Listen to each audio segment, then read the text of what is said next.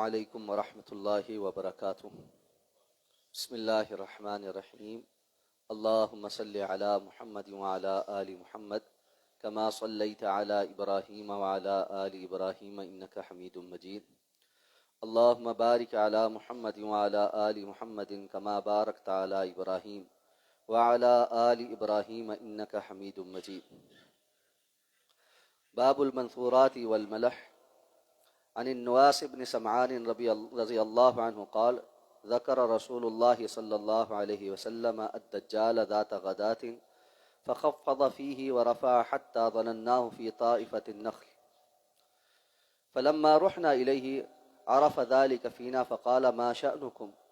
قلنا يا رسول الله ذكرت الدجال الغداة فخفض فيه ورفعت حتى ظنناه في طائفة النخل فقال غير الدجال أخوفني عليكم إن يخرج وأنا فيكم فأنا حجيجه دونكم وإن يخرج ولست فيكم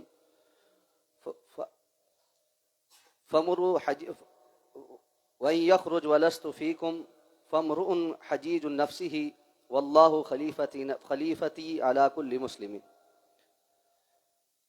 امام نووی رحمہ اللہ نے اپنی کتاب ریاض الصالحین میں باب نمبر 358 اس عنوان سے قائم کیا ہے کہ متفرق چیزوں اور جنگوں سے متعلق رسول اللہ صلی اللہ علیہ وسلم نے جو کچھ ارشاد فرمایا ہے، یعنی قرب قیامت سے متعلق آپ نے جو کچھ خبردار کیا ہے، ان سے متعلق احادیث اس باب میں ذکر ہوں گے۔ صحیح مسلم کی ایک بڑی طویل حدیث ابتدا میں جو ہے وہ امام نووی رحمہ اللہ لے کر آئے ہیں۔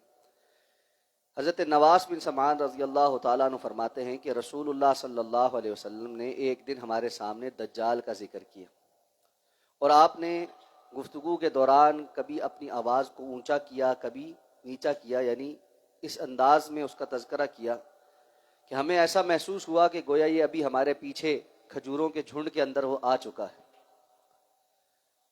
جب ہم کچھ دیر کے بعد آپ کے پاس دوبارہ آئے تو اس کے جو اثرات ہمارے اوپر تھے اس گفتگو کے، آپ نے ان کو محسوس کر لیا۔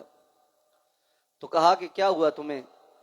تو ہم نے کہا کہ اللہ کے رسول آپ نے آج دجال کا ذکر کیا اور اس انداز میں کیا ہے کہ ہمیں یہ گمان ہوا ہے کہ شاید کہ وہ یہ کھجوروں کے جھنڈ کے اندر ہی موجود ہے۔ تو آپ نے سمجھایا کہ تم لوگوں کے متعلق میں دجال سے زیادہ کچھ اور چیزوں کا خوف رکھتا ہوں، یعنی آپ کو یہ گمان تھا کہ ان کی موجودگی میں دجال نہیں آئے گا، کچھ اور فتنے ہیں جو آئیں گے۔ اور آپ نے فرمایا کہ تمہیں اس لیے اس میں بہت پریشان ہونے کی ضرورت نہیں کہ اگر میری زندگی میں وہ آیا تو میں تمہارے مقابلے میں اس کو کافی ہو جاؤں، اور اگر میرے جانے کے بعد وہ آیا تو تم میں سے ہر شخص اپنا اس کے مقابلے میں جو ہے وہ مقابلہ کرے، اس کے سامنے کھڑا ہو، اور میرے بعد اللہ رب العزت ہی ہر مسلمان کا محافظ ہے، ہر مسلمان کی حفاظت اللہ رب العزت فرمانے والا ہے۔ پھر آپ صلی اللہ علیہ وسلم نے اس کی بہت سی مزید نشانیاں بیان فرمائیں۔ آپ نے فرمایا وہ ایک جوان آدمی ہوگا جس کی آنکھ اس طرح پھولی ہوئی ہوگی کہ آپ نے فرمایا جیسے کہ میں اسے کسی اس شخص جس کا نام عبد العزہ بن قطن ہے اس سے مشابہت دوں، یعنی اس کی شکل و صورت کے مشابہ ہوگا، کیونکہ ایک بندہ تھا وہاں پہ جو اس طرح کی شکل و صورت والا تھا جس سے آپ نے شباہت دی۔ تو پھر آپ صلی اللہ علیہ وسلم نے کچھ نصیحتیں فرمائیں۔ آپ نے فرمایا تم میں سے جو شخص اس کو پائے فَلْيَقْرَأْ عَلَيْهِ فَوَاتِحَ سُورَةِ الْكَهْفِ، اسے چاہیے کہ وہ سورہ کہف کی ابتدائی آیات اس کے اوپر تلاوت کرے۔ دیگر احادیث ہمیں یہ پتہ چلتا ہے کہ سورہ کہف کی ابتدائی 10 آیات یا آخری 10 آیات، یہ دونوں مختلف احادیث میں ذکر ہے۔ جو بندہ یاد کرتا ہے اور پڑھتا ہے وہ دجال کے فتنے سے محفوظ رہے۔ پھر آپ صلی اللہ علیہ وسلم نے فرمایا کہ وہ شام اور عراق کے درمیانی رستے کے اوپر ظاہر ہوگا، اور اپنے دائیں بائیں بہت سی جو ہے نا خباثت پھیلائے گا، تباہی پھیلائے گا، یعنی فساد برپا کرے گا۔ آپ نے فرمایا اللہ کے بندو اس وقت ثابت قدم رہنا۔ کہتے ہیں ہم نے اللہ کے رسول صلی اللہ علیہ وسلم سے سوال کیا کہ اس کا زمین میں رہنا کتنا ہوگا؟ آپ نے فرمایا اس کا زمین میں رہنا 40 دن کا ہوگا۔ اور یہ 40 دن کیسے ہوں گے؟ یوم کا سنۃ، پہلا دن اس کا 1 سال کے برابر ہوگا. اور پھر وَيَوْمٌ كَشَهْرٍ، اگلا دن 1 ماہ کے برابر ہوگا. وَيَوْمٌ كَجُمْعَةٍ، اور ایک دن جمعہ کے برابر ہوگا. وَسَائِرُ أَيَّامِهِ كَأَيَّامِكُمْ، اور بقیہ اس کے جتنے دن ہیں وہ تمہارے عام دنوں کے برابر ہوں گے. قلنا یا رسول اللہ، ہم نے کہا اللہ کے رسول صلی اللہ علیہ وسلم، تو جس دن وہ پہلا دن 1 سال کے برابر ہوگا تو اتکفینا فیہ صلاۃ یوم، کیا ہمیں ایک دن کی نماز اس پورے سال کی یعنی کی مسافت میں 1 دن کی نمازیں کافی ہوں گی؟ آپ صلی اللہ علیہ وسلم فرمایا لا، نہیں ایسا نہیں ہے. اقدروا لہ قدرہ، تم اس وقت اپنی جو نماز کی مقدار ہے اس کے حساب سے، یعنی جس ٹائم سے نمازیں پڑھتے ہو اس حساب سے پڑھتے رہنا. اس کی شرح میں بعض علماء نے یہ بات کہی ہے کہ دجال کے نزدیک وہ پہلا دن سال کے برابر ہوگا، ورنہ وہ گزرے گا عام ایک دن کی طرح، یعنی دن ایام اسی طرح گزریں گے. لیکن دجال کو اللہ نے جو مہلتیں دی ہے ان میں سے اس کا پہلے سال جو ہے وہ 1 سال کے برابر، اس کو 1 سال کے دنوں کے برابر اس کا 1 دن گزرے گا، وہ اتنا کام اس کے اندر کر جائے گا. اس کے بعد آپ صلی اللہ علیہ وسلم نے فرمایا قلنا یا رسول اللہ وما اسراعہ فی الارض، ہم نے اللہ کے رسول سے پوچھا کہ اس زمین میں اس کی رفتار کیسی ہوگی؟ آپ صلی اللہ علیہ وسلم نے فرمایا کالغیث استدبرتہ الریح، اس ایسی بارش جس کے پیچھے آندھی چلتی ہو، یعنی جس طرح تیز بارش ہوتی ہے جو ایک جگہ سے دوسری جگہ بڑی تیزی سے منتقل ہوتی ہے، اس طرح اس کی سرعت ہوگی. فیاتی علی القوم، تو وہ ایک کسی قوم کے اوپر، گروہ لوگوں کے اوپر آئے گا، فیدعوہم، اور ان کو دعوت دے گا اپنے اوپر ایمان لانے کی. اور اس کی دعوت کیا ہوگی کہ میں رب ہوں، میں الہ ہوں. فیؤمنون بہ، تو پس وہ اس پر ایمان لے آئیں گے. ویستجیبون لہ، اور اس کی دعوت پر لبیک کہیں گے. فیأمر السماء فتمطر، پھر وہ آسمان کو حکم دے گا کہ میرے ان ایمان لانے والے لوگوں کے اوپر بارش برسا، تو وہ بارش برسائے گا. والارض فتنبت، اور زمین کو حکم دے گا تو وہ سبزہ اگائے گی. فتروح علیہم صارحتہم اطول ما کان ترا واسبغوا ذروعا وامدہ خواصر، اور اس کے نتیجے میں ان کے جو جانور ہیں ان کی کوہانیں اونچی ہو جائیں گی، اور ان کے تھن جو ہے وہ دودھ سے بھر جائیں گے اور وہ فربا ہو جائیں گے. اور اس کے مقابلے میں ثم یاتی القوم فیدعوہم، وہ ایک گروہ کے پاس آئے گا، ان کو دعوت دے گا. فیردون علیہ قولہ، تو وہ اس کی اس بات کا انکار کر دیں گے. فینصرف عنہم، تو وہ ان سے جب پیچھے ہٹے گا. فیصبحون ممحلین لیس بایدیہم شیء من اموالہم، تو ایک دم اس سارے علاقے میں ایسی حالت ہو جائے گی جیسے قحط پڑ گیا ہو اور ان کے تمام اموال ان کے ہاتھ سے چھن جائیں، یعنی ایسا امتحان ہوگا. وَيَمُرُّ بِالْخَرِبَ فَيَقُولُ لَهَا أَخْرِجِي كُنُوزَكَ، وہ ایک بیابان بیکار علاقے سے گزرے گا تو وہاں پر زمین کو کہے گا اپنے سارے خزانے نکال. وَتَتْبَعُ كُنُوزُهَا كَيَعَاسِيبِ النَّحْلِ، تو ایسے اس جگہ کے، حالانکہ وہ جگہ بالکل بنجر بیکار سی ہوگی، زمین کے اندر سے خزانے نکل کے اس کے پیچھے چلنا شروع ہو گئے، جیسے نر شہد کی مکھیاں جو ہیں وہ ایک جگہ سے دوسری جگہ منتقل ہوتی ہے تو ساری جو باقی مکھیاں ہیں وہ اس کے پیچھے ہی چل پڑتی، اس طرح اس کے پیچھے جو ہے نا وہ خزانے زمین کے چل پڑیں گے. یعنی اللہ تعالیٰ نے اس کو ایک اتنی بڑی آزمائش کے طور پر اس زمین کے اندر بھیجا ہوگا کہ اس کا حکم زمین پہ چلتا ہوا لوگوں کو نظر آئے گا. پھر وہ ایک نوجوان کو بلائے گا اور آپ صلی اللہ علیہ وسلم نے فرمایا فَيَضْرِبُهُ بِالسَّيْفِ، اس کو وہ تلوار سے مارے گا تو وہ 2 ٹکڑے ہو جائے. پھر اس کو آواز دے گا تو وہ ایسے بالکل ٹھیک ٹھاک زندہ ہنستا مسکراتا کھڑا ہو جائے. تو اس کی یہ حالتیں دیکھ کر لوگ مان لیں گے کہ یہ واقعی رب ہے اور اللہ ہے. ابھی حدیث طویل ہے، باقی حدیث ہم انشاءاللہ کل پڑھیں گے. اب تک جو ہم نے پڑھا ہے اس سے متعلقہ چند باتیں. ایک تو یہ کہ اللہ کے رسول صلی اللہ علیہ وسلم نے فرمایا اللہ تعالیٰ نے زمین میں جو فتنے اور آزمائشیں لوگوں کے لیے اتارنی ہیں ان میں سب سے بڑا فتنہ دجال کا فتنہ، اور ہر نبی نے اپنی قوم کو دجال کے فتنے سے ڈرایا ہے. اور اسی لیے آپ صلی اللہ علیہ وسلم صحابہ کرام کو اس سے متعلق خبردار کرتے تھے اور خود اپنی دعاؤں میں بھی دجال کے فتنے سے پناہ طلب کرتے تھے. اور یہ ایسا دور ہوگا، دوسری حدیث ہے کہ آپ صلی اللہ علیہ وسلم نے فرمایا کہ دجال کے آنے سے قبل کے جو 3 سال ہیں وہ شدت کے ہیں۔ پہلا جو سال ہوگا اس کے آنے سے یعنی 3 سال قبل زمین کی 1/3 بارشیں رک جائیں گی اور 1/3 پیداوار ختم ہو جائے گی۔ آنے سے 2 سال قبل 2/3 بارشیں ختم ہو جائیں گی، 2/3 پیداوار ختم ہو جائے گی۔ اس کے ظہور سے 1 سال قبل مکمل بارشیں ختم ہو جائیں گی، مکمل پیداوار ختم ہو جائے گی، قحط پڑ جائے گی۔ اب اس قحط کے عالم میں، معاشی تنزلی کے عالم میں جب وہ آئے گا تو بہت سارے فتنوں کے ساتھ آئے گا، اور وہ آپ نے گنوائے ہیں کہ جہاں جائے گا لوگوں کو کہے گا میں رب ہوں، آسمان کو کہے گا بارش نازل کر، وہ نازل کرے گا، زمین سے کھیتیاں نکلیں گی۔ جو لوگ اس پر ایمان لائیں گے وہ خوشحال ہو جائیں گے، اور جو اس کے اوپر ایمان نہیں لائیں گے پہلے ہی کچھ موجود نہیں ہوگا، جو کچھ پاس ہوگا وہ بھی چھین لے گا۔ ایسے میں ایمان کی حفاظت یہ بہت مشکل کام ہے، اور ایمان کی حفاظت وہی کر سکے گا جو پہلے سے اس دور میں ایمان کی حفاظت کے لیے تیار بیٹھا ہو، اس نے دل و دماغ کے اندر ایمان کو راسخ کیا۔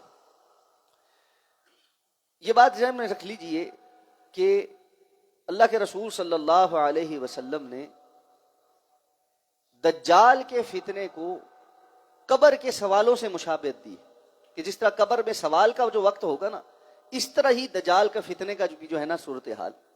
اس کی مماثلت کی وجہ کیا ہے؟ قبر کے سوال جو ہیں وہ رٹ کے نہیں درست یاد ہو سکتے۔ قبر میں وہ بندہ سوالوں کے جواب دے گا جس نے پہلے سے عملی طور پر اس وقت کی تیاری کی۔ بالکل اسی طرح دجال کے فتنے سے وہ محفوظ رہے گا جو ایمان پر ہوگا اور جس نے ایمان پر رہنے کی پریکٹس کی بھی ہو، وگرنہ لوگ جو ہے فوری طور پر ایمان سے ہاتھ دھونے کو تیار ہوں گے۔ اور فی زمانہ تو ہم دیکھتے ہیں کہ مادی مفادات کے پیچھے اور ظاہری شعبدوں کے پیچھے دنیا تو ایک دم لملیٹ ہو جاتی۔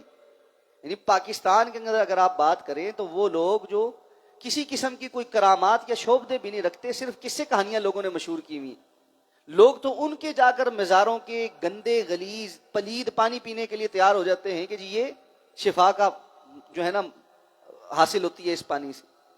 لوگ والعیاذ باللہ اپنے گھر والوں کو ایسے لوگوں کے پاس چھوڑ آتے ہیں، راتیں وہاں بیبیاں گزار آتی ہیں جہاں سے ان کو یہ امید ہوتی ہے کہ شاید یہاں پہ اولاد ملتی۔ لوگ اس بات پر کہ ہمارا کاروبار چمک جائے گا قبروں کے آگے لیٹنے، سجدے کرنے، اپنا مال متاع لٹانے کے لیے تیار ہیں۔ تو جب یہ کیفیت ہے تو مجھے بتائیں یہ قوم اس ایمان کے ساتھ دجال کے سامنے کھڑی ہو سکتی؟ جہاں توہم پرستی، جہاں شرک، جہاں بدعت، جہاں خرافات پہلے سے اتنی پنپ رہی ہوں کہ لوگ یعنی کسی کے بارے میں ویسے مشہور کر دیا جائے کہ اس بندے کے پاس بڑی کرامتیں، نظر کسی کو بھی نہ آئے، صرف مشہور ہو جائے تو اس کے پاس جانے کو اتنے تیار ہیں۔ ابھی کچھ عرصہ قبل پاکستان وہ کردی ایک شخص آیا جس کے متعلق لوگوں نے مشہور کیا ہوا ہے کہ جی وہ گونگے کو دم کرتا ہے تو وہ بول پڑتا ہے، بہرے کو دم کرتا ہے تو وہ سننے لگ جاتا ہے۔ حالانکہ وہ بندہ دنیا میں 2-3 ملکوں میں سزا پا کر بھگوڑا ہے اور معلوم ہے کہ کچھ نہیں حاصل، لیکن جہاں جہاں وہ اسلام آباد پاکستان ہے، ہمارے وزیر ملنے کو بےتاب ہیں، ہمارے پارلیمنٹ تک وہ پہنچا، اور جس جس جگہ لوگوں کو پتہ لگا وہ جا رہا ہے وہاں ہزاروں کی تعداد میں لائن لگی ہوئی ہے۔ جی لوگ کیا ہے، جی ہم پھونک مروا لیں۔ تو جو قوم اتنی توہم پرست ہو وہ دجال جیسے فتنے کے سامنے کہیں کھڑی ہو سکے گی؟ بھوک افلاس قحط سالی کے دور میں وہ کہیں گے ہمیں روٹی دے دو، ایمان جاتا ہے تو جاتا رہے، جو کچھ مرضی ہوتا رہے، ہمیں کیا لگے۔ اس لیے یہ بڑا ضروری ہے کہ ہر دور میں بندہ دجال کے فتنے سے پناہ بھی مانگے اور سب سے بڑھ کر اپنے ایمان کی حفاظت کرے۔ آگے چل کے اسی حدیث میں آئے گا کہ اللہ کے رسول نے فرمایا کہ وہ جنت اور دوزخ ساتھ لے کے چلتا ہوگا، پانی اور جو ہے نا آگ لے کر چلتا ہوگا۔ آپ نے فرمایا اس کا پانی اصل میں آگ ہے اور اس کی آگ اصل میں پانی۔ تو جس کو اگر وہ مجبور کرے کہ وہ اس کے پانی کو قبول کرے تو اس کے پانی کو قبول نہ کرے کہ وہ اصل میں آگ ہوگی، اور جس کو وہ آگ میں ڈالنے پر مجبور کر رہا ہے وہ آگ میں جانا قبول کر لے کہ وہ اصل میں پانی ہوگی۔ اس لیے ایک بڑا فتنہ انسانوں کے لیے وہ آگے سر کھول کے کھڑا ہے، اور جیسے علامات اللہ کے رسول صلی اللہ علیہ وسلم نے اس کے ظہور سے پہلے کی بیان فرمائی ہیں، دنیا کے اندر ویسے حالات بنتے چلے جا رہے. قرب قیامت کی جو نشانیاں آپ صلی اللہ علیہ وسلم نے بیان فرمائی، ان میں سے ایک نشانی یہ بھی ہے کہ آپ صلی اللہ علیہ وسلم نے فرمایا جب اہل شام برباد ہو جائیں پھر تمہارے اندر کوئی خیر باقی نہیں ہوگی. آج اہل شام برباد ہو چکے. آپ صلی اللہ علیہ وسلم نے فرمایا تھا کہ جب تک عراق کے اچھے لوگ شام اور شام کے برے لوگ عراق نہ چلے جائیں اس وقت تک قیامت قائم نہیں ہوگی. آج نظر آ رہا ہے کہ کیسے یہ رجیم جو ہے اس فتنے کے اندر جا رہی ہے، اور یہی وجہ ہے کہ آپ صلی اللہ علیہ وسلم نے جو ایک بڑی جنگ کا تذکرہ کیا ہے وہ شام کے اس علاقے میں ہونی ہے جہاں آج یہ صورتحال پیدا ہونی شروع ہو چکی ہوئی. اور آپ نے فرمایا کہ حضرت عیسیٰ علیہ السلام نے دمشق کی جامع مسجد کے مینارے پر نازل ہونا ہے. ابھی اسی حدیث میں انشاءاللہ ہم اس کی تفصیل پڑھیں. تو وہ حالات ہمارے سامنے بڑی تیزی کے ساتھ آ رہے، جن حالات میں یہ نظر آتا ہے کہ ٹیکنالوجی جس طرح سے ترقی کر رہی ہے اس میں بہت ساری چیزیں تبدیل ہو جائیں گی. آج سے پہلے کے مسلمان کے لیے شاید ان نصوص کو سمجھنا بڑا مشکل تھا کہ یہ کیسے ہوگا، یہ کیسے ہوگا، دجال اتنا طاقتور کیسے ہو سکتا ہے، کیسے کسی کو مارے گا، زندہ کرے گا، فلاں کرے گا، کیسے بارشیں نازل کرے گا. سب آہستہ آہستہ یہ محسوس ہو رہا ہے کہ جیسے آرٹیفیشل انٹیلیجنس آگے چلتی جا رہی ہے دنیا کے اندر حقیقی زندگی ختم ہو کر صرف ایک مشینی زندگی باقی رہ جائے گی، ایک ورچوئل زندگی باقی رہ جائے گی.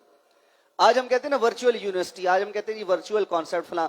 آپ 3D کسی جگہ نا امیجز لے لیتے ہیں، ایک اینک پہنتے ہیں اور اس جگہ پہ بیٹھ جاتے تو آپ کو ایسا محسوس ہوتا ہے میں وہیں پر ہوں. یہ چیز آگے بڑھنے والی ہے، اور ایک کانسیپٹ جدید شاید جو طلبہ یا نوجوان یہاں بیٹھے ہیں وہ زیادہ بہتر اس کو سمجھتے ہیں کہ میٹا ورس یا میٹا ورلڈ کی ایک بات چل رہی ہے.